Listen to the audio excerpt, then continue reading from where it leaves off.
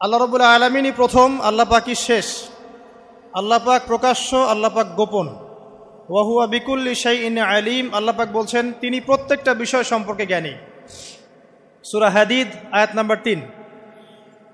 তো আমরা বুঝতে পারছি যখন কোনো কিছু ছিল না তখন আল্লাহ রাব্বুল আলামিন ছিলেন, আবার যখন কিছু থাকবে না তখন আল্লাহ পাক থাকবেন।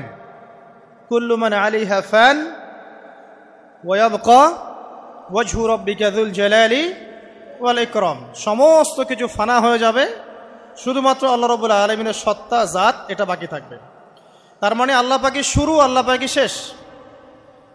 আল্লাহর কোনো শুরু নাই, আল্লাহর কোনো শেষ নাই।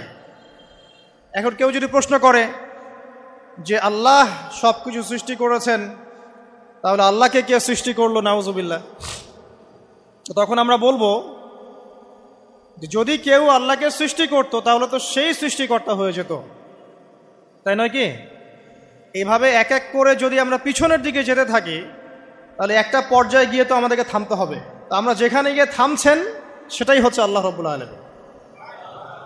আল্লাহ পাকের আগে কিছুই ছিল না, বরং অতীত, বর্তমান, ভবিষ্যৎ এটা সময়ের মধ্যে আছে, যে সময়ের মধ্যে আমরা বাস করছি।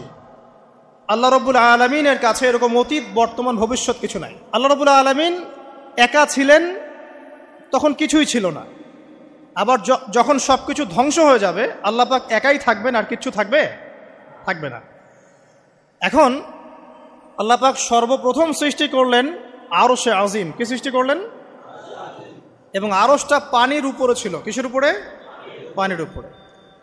এরপরে আল্লাহ রাব্বুল আলামিন সৃষ্টি করেছেন কলম।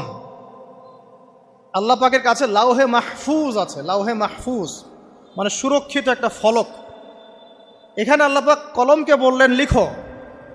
কলম বলল যে মাযা আকতুব, আমি কি লিখবো হে আল্লাহ? আল্লাহ পাক বললেন কিয়ামত পর্যন্ত যা যা হবে, শেষ দিন পর্যন্ত যা কিছু ঘটবে লিখে ফেলো। কলম লিখে ফেলেছে কিয়ামত পর্যন্ত কি কি হবে। অতএব আপনার রিজিক নিয়ে এত টেনশন করার কোনো দরকার নেই। বিয়ে শাদী হচ্ছে না, এই জন্য কবরে গিয়ে মানত করার কোনো দরকার নেই। সময় মতো হবে ইনশাআল্লাহ। যখন রিজিক তাকদিরে লেখা আছে সময় মতো ইনশাআল্লাহ হবেই। তাকদিরের বাইরে কিচ্ছু হবে না। তো আল্লাহ পাক তাকদির লিখে ফেললেন। এমনকি লাউহে মাহফুজে কোরআনও লিপিবদ্ধ আছে। সূরা বুরুজ পড়েন নাই? বাল হুয়া কুরআনুম মাজিদ ফি লাউহিম মাহফুজ। লাউহে মাহফুজ থেকে কোরআন মাজিদ নাজিল করা হয়েছে প্রথম আসমানে।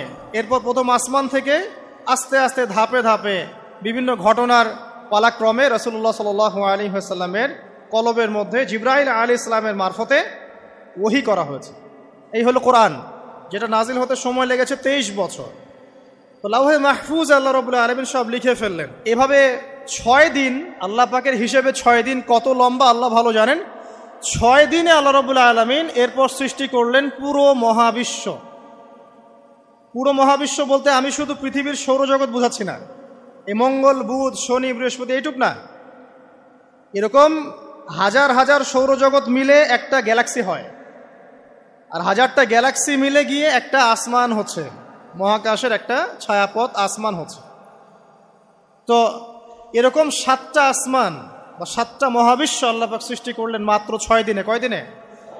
ফি সিত্তাতি আইয়াম। 6 দিনে আল্লাহ পাক সৃষ্টি করলেন। এরপর আল্লাহ রাব্বুল আলামিন প্রত্যেক মহাকাশে তার যার যার কাজ সেটা দিলেন। যেখানে যেখানে মাখলুক সৃষ্টি করা আল্লাহ পাক করলেন।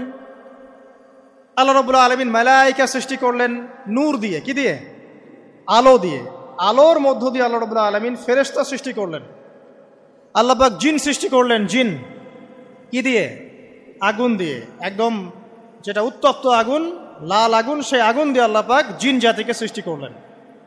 সৃষ্টি করার পর আল্লাহ রাব্বুল আলামিন জিন জাতিকে পৃথিবীতে পাঠিয়েছেন। কোথায়?